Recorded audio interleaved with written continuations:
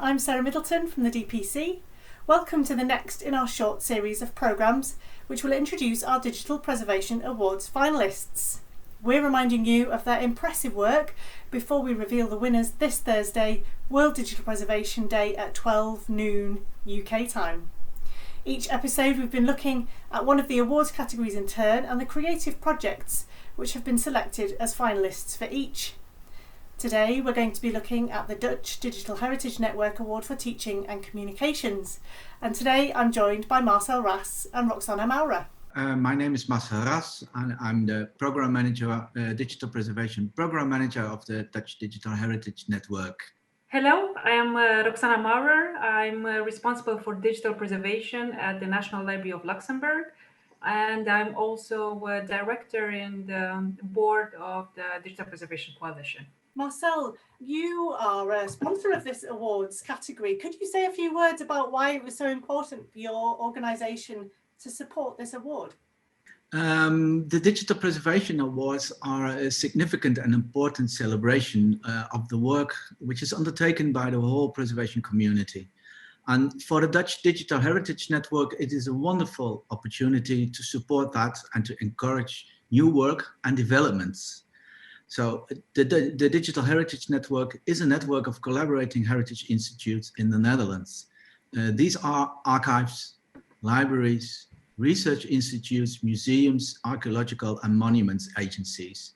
They are also large institutes like the National Library and the National Archives, but also very, very small museums and archives collaborating in our network.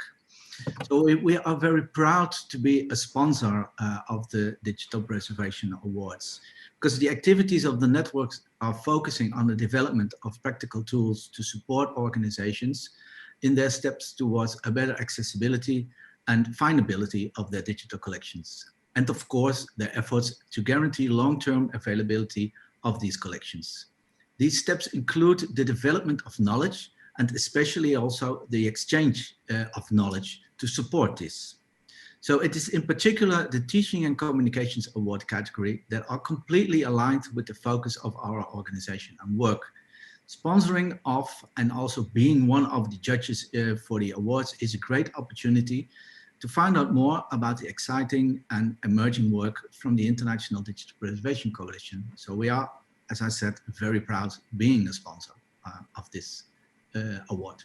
Roxana, can you remind us about the criteria for this awards category? What were the judges looking for when they selected their finalists? So this award for teaching and communication, just like all the other awards, is a celebration. In this case, we're trying to celebrate any projects or initiatives of any kind that showed really significant efforts to empower workforces or engage policymakers with the skills and information they need to make digital preservation a practical reality.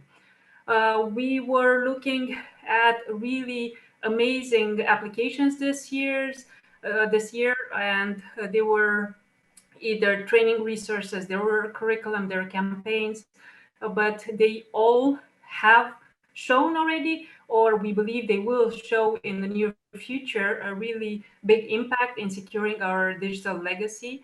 And because it is the award for teaching and communication, we're really looking also at the aspect of teaching and the development of the skills needed in the digital preservation domain.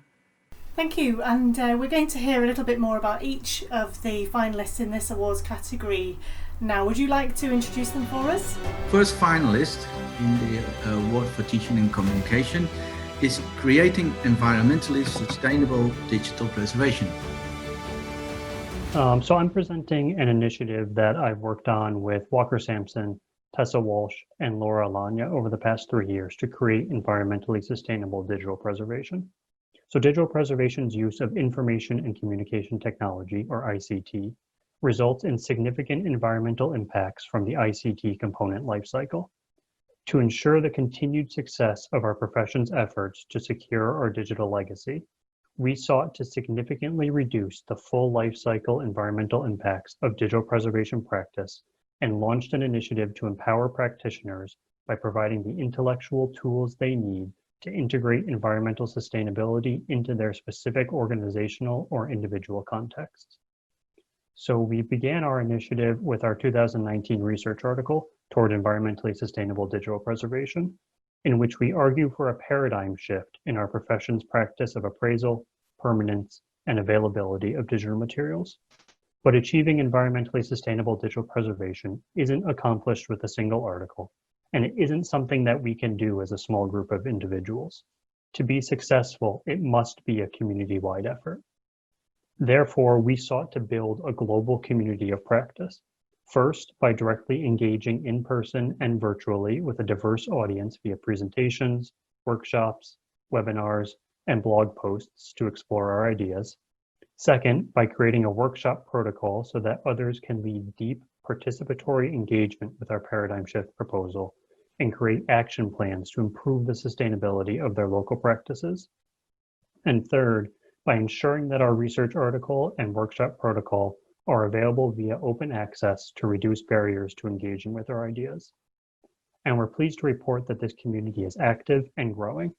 Others have used our work to, for example, alter workflows to improve sustainability, justify measuring the environmental impact of local digital infrastructure, make sound arguments for sustainability-aligned policy changes, and facilitate teaching and learning. Our work has become foundational for thinking about the sustainability of digital materials in any aspect of cultural heritage work, being cited in resources as varied as national-level reports on digital preservation and scholarly publication, workshops on appraisal, blog and other social media posts, the DLF levels of Born Digital Access, which is a DPA finalist in the Research and Innovation category, guidelines for archival processing, grant proposals, presentations on digital forensics and data reuse, and master's level theses. And we hope that you will engage with our ideas as well, and we look forward to working with you to create environmentally sustainable digital preservation. Thank you.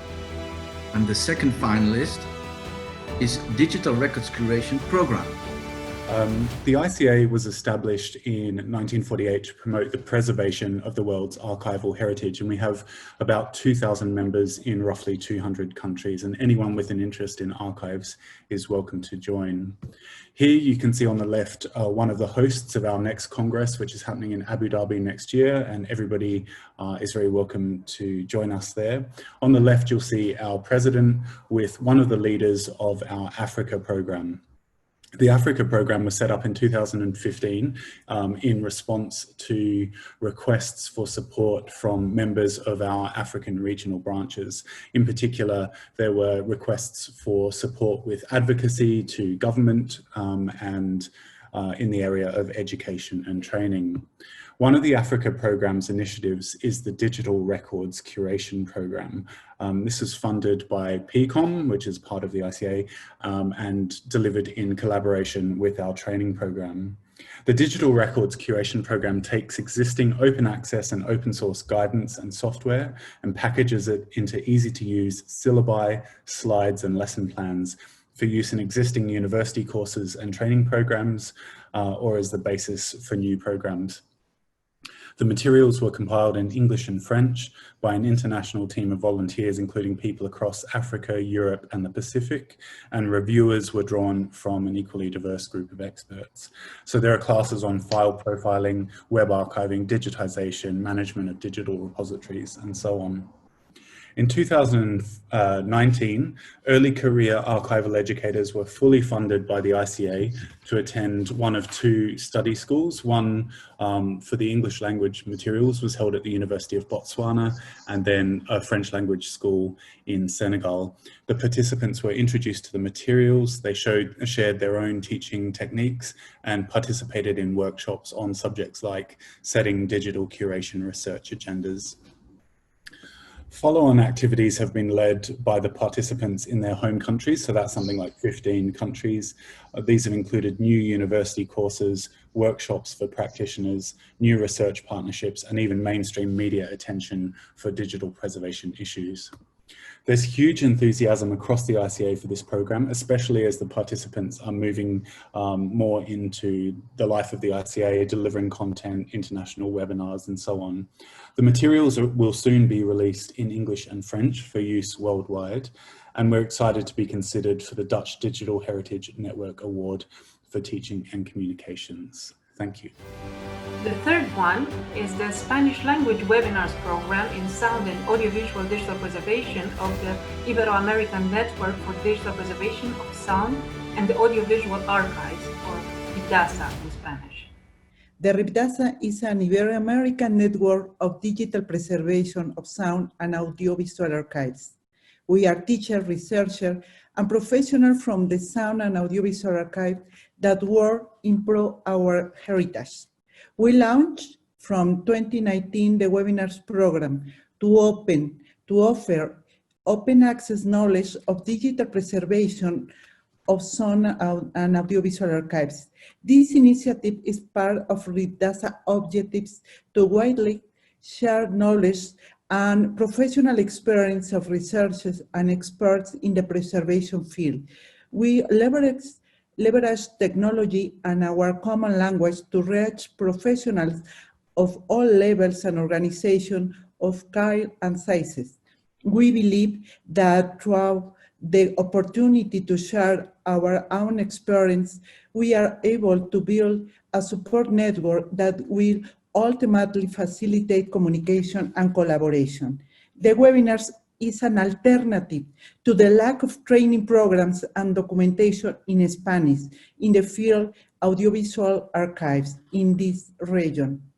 This nomination is a real recognition to my colleagues from RIPDASA, but especially for the teacher moderators that generally have participated in this program, and also thanks to the universities, EBP, IASA, FIAT, and Ibermemoria that support this program.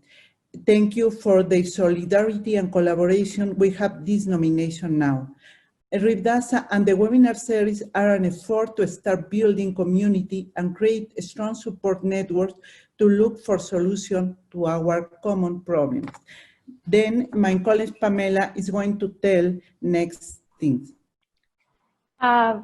Well, thank you so much for having us here for the nomination. I wanted to give you some information about our impact, so you have a sense of what we've accomplished in the last 2 years. So we have had about 600, 800 people attending, unique people attending the webinars between 2019 and 2020, and we've reached 23 countries so far. All the webinar can be accessible via Aviary, the Aviary platform, and we also have a YouTube channel. We have had so far 900 plus views through these channels, so we are very happy that people can join during the presentations, but also watch all the content after.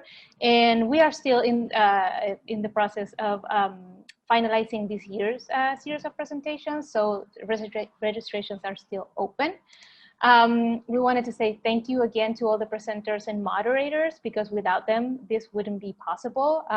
They are all volunteers, so we are very grateful for their time and the knowledge that they're willing to share with us. And so just to have, if you have an idea of what's coming, we are planning the series for the next year, but we are also looking for collaborations to build a training program that is a little more in-depth. For now, all the presentations are very informational, but we do know that the need in the region is it goes beyond that. People need more than that. So we are looking into further collaborations. So again, thank you so much for the nomination. Very grateful and honored to be around all these people and all the amazing work that they do. Thank you so much. And the last one is Theory and Craft of Digital Preservation. Huge thank you, and I'm really grateful, thrilled, and honored to be a finalist for this award. It's particularly significant for me for two reasons, one of which is that the book project, the Theory and Craft of Digital Preservation, really started out as a teaching and communications effort, so that is really exciting, or a great fit for me in this space. And then also the international community that supports DPC has been so vital and huge in shaping my own ideas in this. So it's really gratifying and meaningful to get a response from that community. So I'll give a little background on the book and some of its impact, and then that's all we have time for. So for some context, I came to digital preservation in 2010 at the Library of Congress after having worked at the Center for History and New Media at George Mason University. And I knew a lot about digital preservation when I came in, but I learned a ton from both the community in the US and abroad. And so as I was shifting to teach digital preservation, so I teach a digital preservation seminar for the University of Maryland. I was somewhat frustrated by the materials that were available to teach digital preservation. And so that's the genesis of the book, is really the structure of the syllabus that I developed for my course, in part because the two big things that I felt were missing were an understanding of the sort of long-standing issues in preservation that go well beyond digital, that it's not new sets of problems, but there's a huge continuity with the practice of collection management and care, and that there's also an opportunity to delve into the nature of digital media more. And so that was the genesis for the book. So I worked through the whole process for the book in a very open way, and that benefited very directly from the international community. So there's still, if you're interested, you can go back to these blog posts that I put up where I shared out drafts in Google Docs, and you can go and see all of the comments people gave me, all the typos people found, all of the references and things like that. So there's sort of a good run of that. And then I actually was able to get the press to agree to put out an open access version of it as well. So this is a copy of the book up on the LIS Scholarship Archives, where you can see it's been downloaded more than 5,000 times, and you can go get the typo-filled version of the preprint of the book if you're so inclined. So that's some background on it, as a little bit about what actually is in the book. The first half of it is sort of very theory-oriented and tries to connect digital preservation to the lineages of preservation. And the later half then works through sort of how all of those things fit together and apply in the fitting in the ways we do digital content management into our existing approaches and ways of thinking. So some about the response. The open access book, as I mentioned, has been downloaded more than 5,000 times. The book has been reviewed positively in more than 10 journals in a wide range of fields. One of the things I think is really exciting in that vein is it is extending out beyond the digital preservation community directly into other areas, into public history and digital humanities. I'm really excited that a team at UNAM has taken an effort to produce an open access Spanish language translation of the book, which will help further extend the reach of it. And it ended up winning two awards, one from ALA and one from SAA, that sort of fitted into a broader world context of work in libraries and archives. So I won't read all these quotes, but here's some things people are saying, responding to the book as a call to action, taking it as an indispensable handbook, a superb introduction, in this case from a public humanities professor, helping guide the smallest of institutions in using technology for the craft of preservation. And then these are some pull quotes from a bunch of those book reviews I mentioned, stressing the value of it as an introduction, but also the extent to which it helps expand how we think about these issues in the field, helps people get beyond digital anxiety. That is not just for experts, that is being used to help facilitate conversations in organizations about how to approach digital preservation. And so I'll end, this is towards the very end of the book. Martha Anderson, who was a mentor of mine at the Library of Congress, always used this relay race metaphor to talk about digital preservation. And I really like to imagine this being part of that we sort of gather our wisdom together.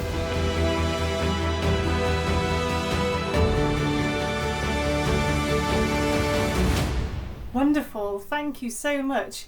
And we had 4 finalists in this category, each really diverse, each really tremendous work. That must have been really tough to judge, was it? Yes, this was, for me, it was the 3rd time being a sponsor of this award category and being a member of the judges. And I have to say that this year it was extremely difficult to assign a winner. Because out of many excellent nominations, the judges have chosen 4 finalists who stand out between these nominations. These 4 are superb projects and initiatives, and all of them are winners, no doubt. But unfortunately, we can only choose one winner of the 2020 Award for Teaching in Communications. And it was for us as a judges team very difficult. We had very long discussions and hard discussions about who should be the winner of this category. But we picked one.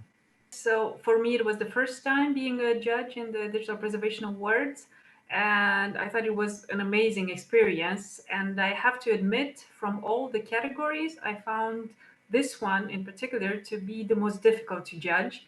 And that was really because pretty much all the applications we received were really exceptional. And you can really tell that was the case because we decided to already go with 4 finalists instead of 3, which was the default for all the categories in the beginning. And it was because already for the short list, we couldn't decide. We thought that they were really exceptional, and we wanted to, in a way, reward them by being on the short list already at this point. And then also for the final decision, it was once again even more difficult because we had interviews with each of the finalists. And instead of making the decision easier to make, we actually found out even more details about their programs that made it even more difficult to choose. But I have to say, it was really an amazing category, and all the finalists really deserve the place they got. Well, thank you, and we'll be revealing that winner. Marcel said we have one, we do. We'll be revealing that winner on Thursday, World Digital Preservation Day, the 5th of November at 12 noon UK time. So thank you to all the finalists, thank you to our judges for taking that difficult decision. Digital Preservation community, you can watch live on the Digital Preservation Coalition website at dpconline.org/events/digital-preservation-awards. So we look forward to seeing you then.